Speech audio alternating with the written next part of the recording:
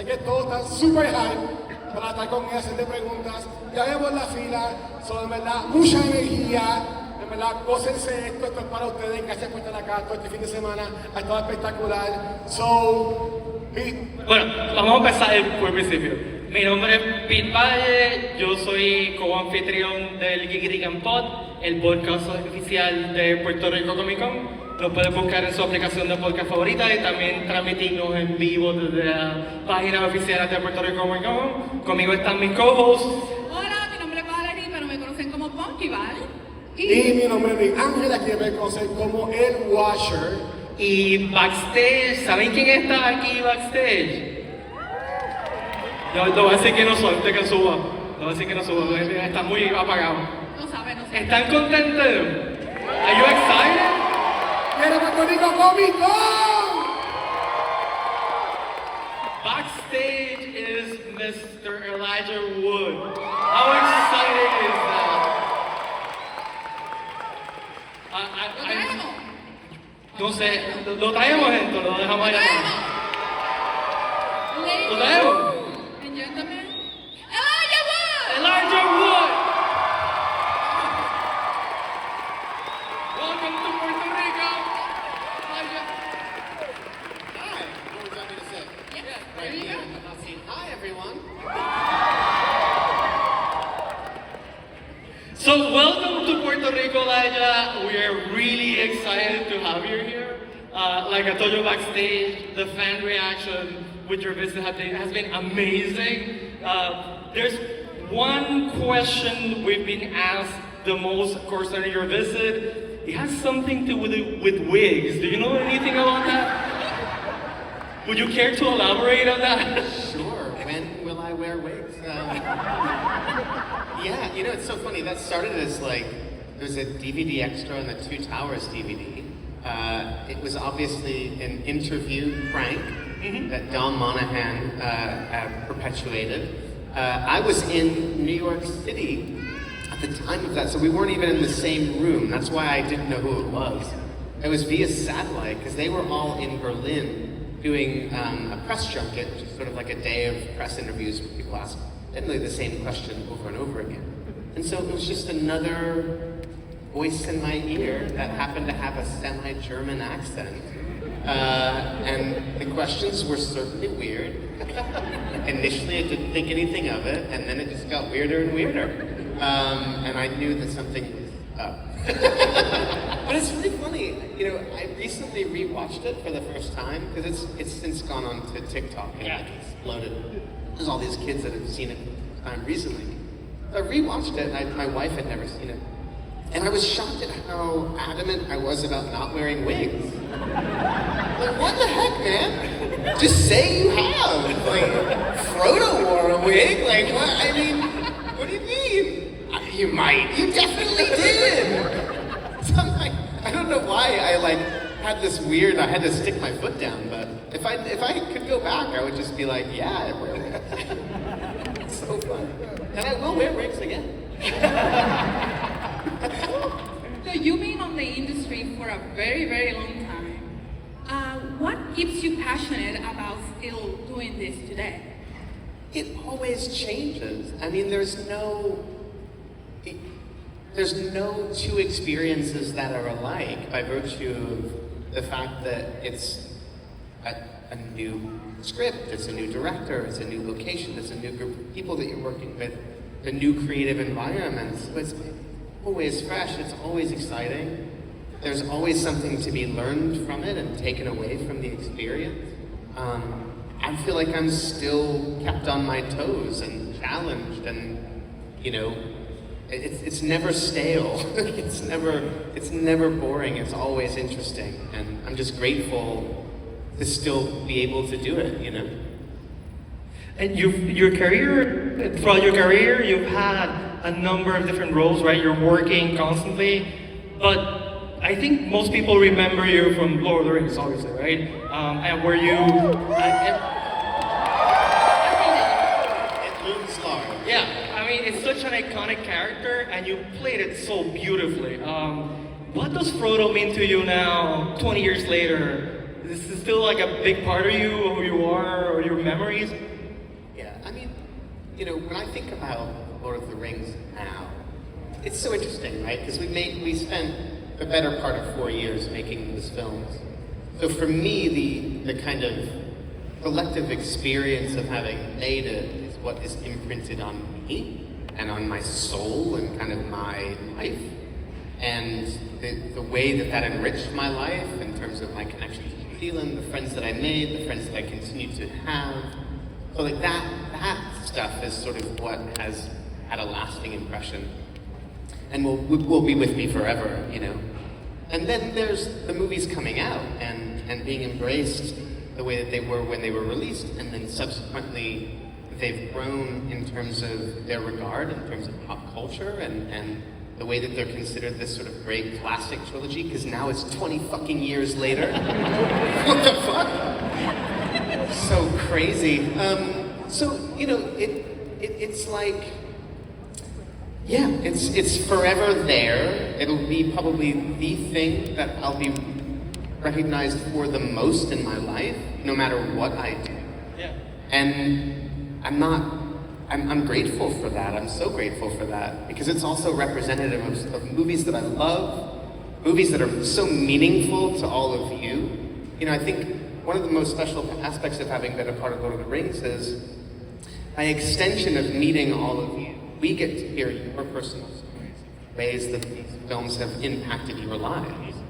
So we hear constantly stories of, you know, people who have had difficult times in their lives, who have relied on the films and it's helped them through a difficult patch, or, you know, families that watch them every year as tradition, you know, husband and wife who met each other because of their connection to Lord of the Rings. I mean, the constant stories of love and connection, and we get to be a part of that, and that's really beautiful. That's awesome.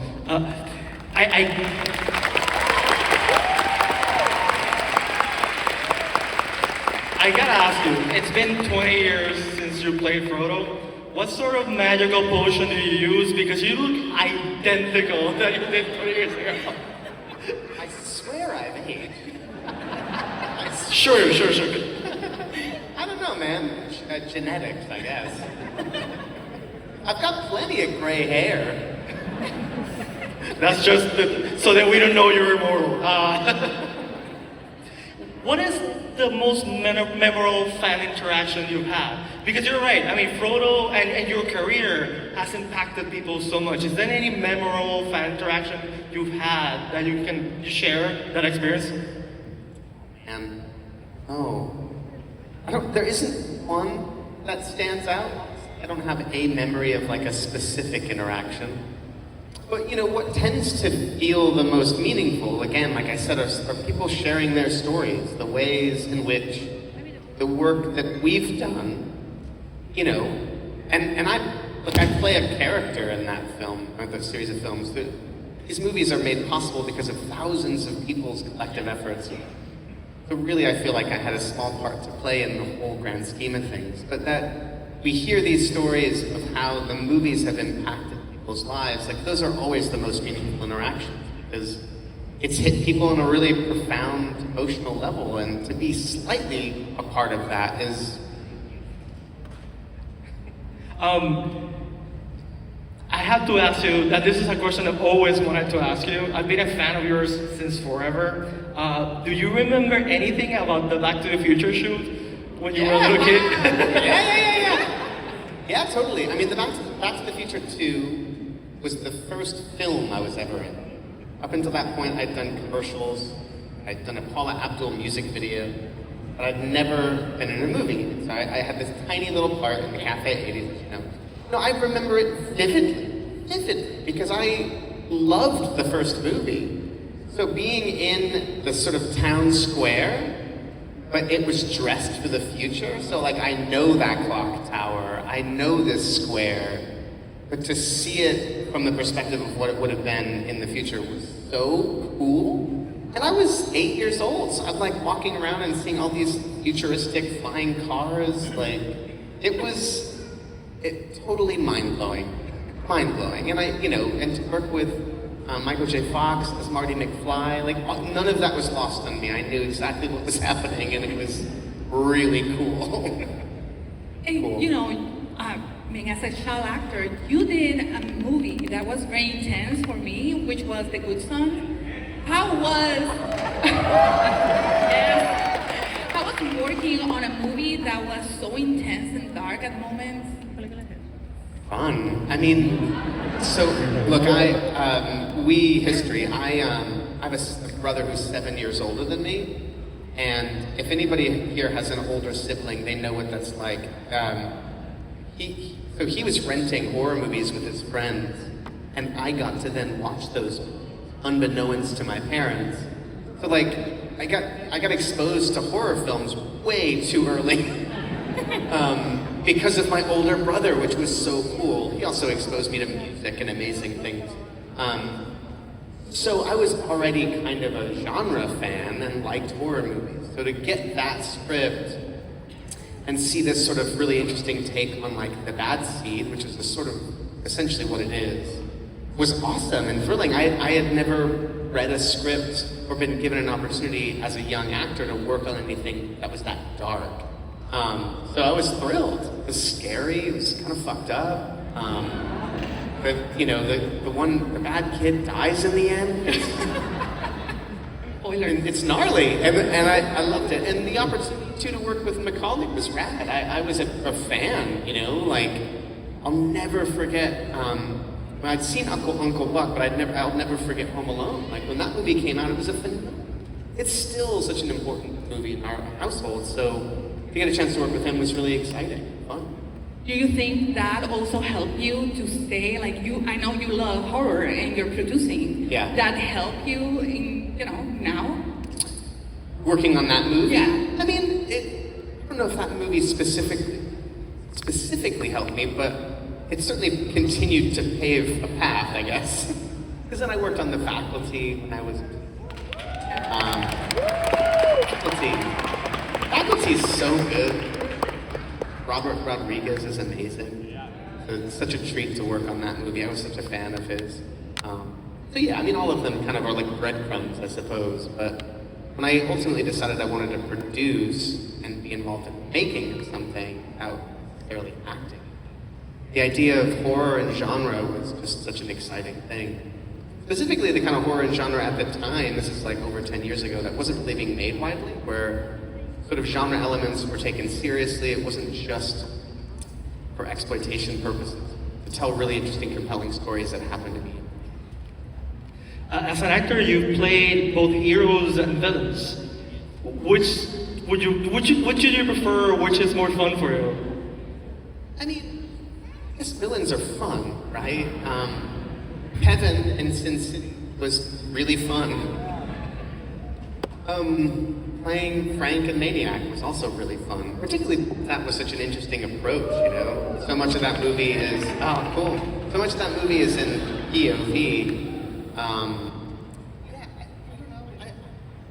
Hello? No, it's fine. So, yeah, I think all characters are interesting. I think I'm always looking for characters. Do you not hear me? How's that? There. All right, let me start that again.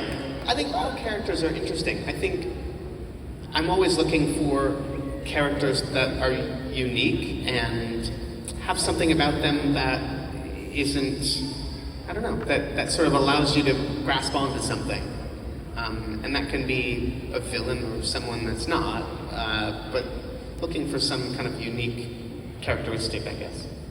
Is there a role that you almost got, but you didn't, or for some reason you couldn't get, and you think about, and which roles? Well, there's so many.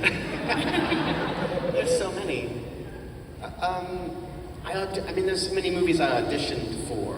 I don't know that there are many that I got really close on necessarily, but movies that I auditioned for that I love.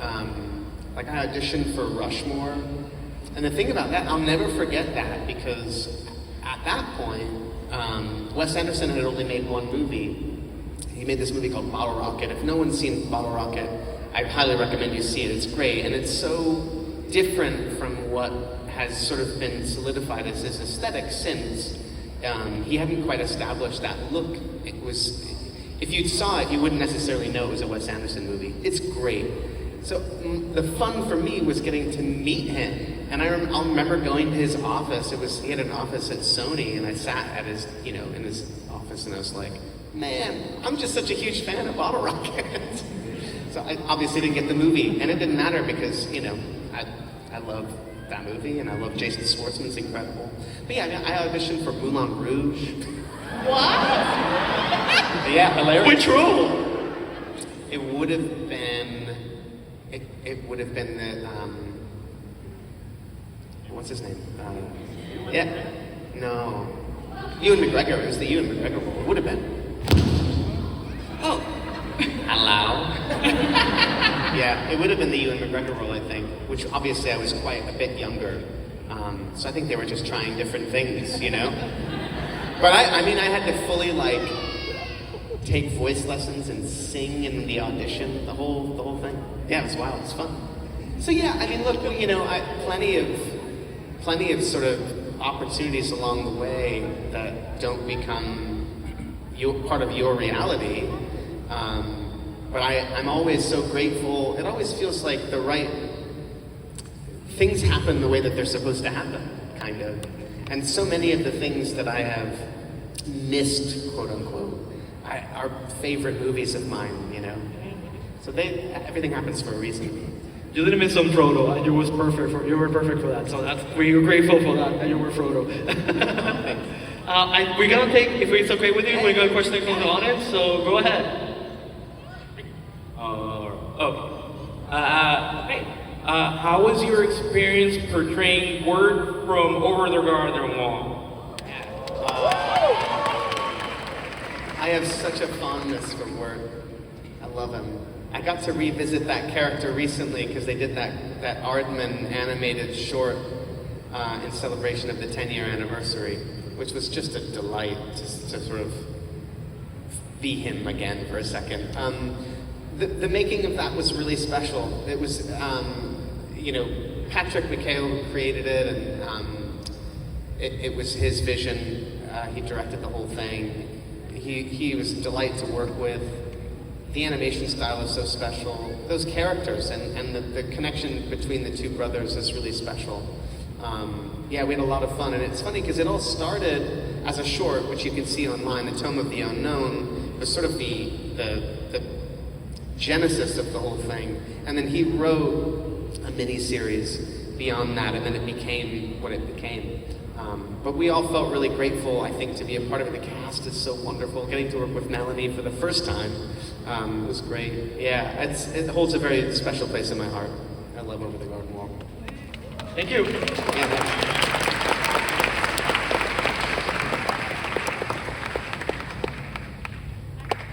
hi. Oh. I know that filming must have been really challenging due to the size difference of the characters. So how was the experience filming the movie and then seeing the final product with the editing, you being smaller than the other characters? Amazing. It's a wild thing. Because some of the things that we were doing on the day were in camera, right? So we could see this, the scene between Frodo and Gandalf in Bag End in the kitchen, right? That was a motion control, forced perspective rig, where you could literally look at the monitor and see us in the same frame. So there were certain things that we could see and kind of register how magical it was going to be. But then there were plenty of things on the day that weren't there, like the cave troll, for instance. So the first taste of that we got, and also seeing ourselves small, although we had scale doubles too, so for wide shots we could sort of see. But the first taste of what the film was going to look like for us happened in May of 2001, before the release in December, because they cut together a sort of reel, almost like an extended trailer, but with the cave troll sequence for the Cannes Film Festival. So we brought that out to Cannes as a special preview. And that was all of our first experience really seeing that stuff come to life. And it was mind-blowing. It's overwhelming when you work on something in such an intense and intimate way. And your reality is the work and the day-to-day and like being on location and all of the things that comprises. So then finally sitting down and watching the movie, which I think we finally saw a cut of the film in probably October or November of 2001. Seeing it for the first time was overwhelming. Like I remember walking out of the cinema and not knowing how to process it. It's just because you're also blending, you know, what's built into your DNA is your experience of having made it, and then you suddenly see it, and you have all these expectations of what it's supposed to be. Of course, it, you know, ultimately exceeded our expectations, and it blew our minds. But it's an overwhelming thing to see all of those elements come together for the first time. Did you keep anything from that shoot? Is there like a sting in your house or a cave? Yeah, I've got Sting. I have a pair of feet, which have stood the test of time pretty well. Are they comfortable? I don't wear them. I have the ring. Yeah. So you still carry the ring? I still carry them. Well, it's up in my attic. Okay, you're not carrying the ring. Hi. First of all, thank you for coming to our tiny, mighty island. Yeah, it's beautiful here.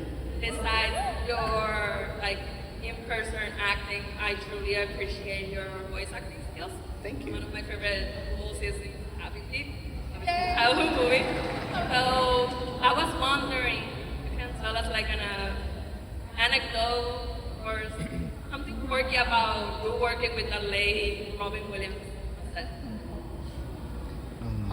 I mean, both of those experiences were really special. George Miller is a genius, and getting a chance to work with him twice was such a gift. The second film, what was really special about the second was that the thing about voiceover is that for the most part, you can record anywhere, and it also means that invariably they're not always going to link up actors' schedules to be in the room at the same time. There was an exception.